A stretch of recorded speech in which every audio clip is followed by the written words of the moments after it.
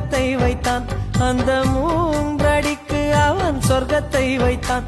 பின்பு 4 அடிக்கும் மிச்சம் 5 அடிக்கும் பிரம்மன் வான் நிலவை வைத்து உன்னை செய்தான்.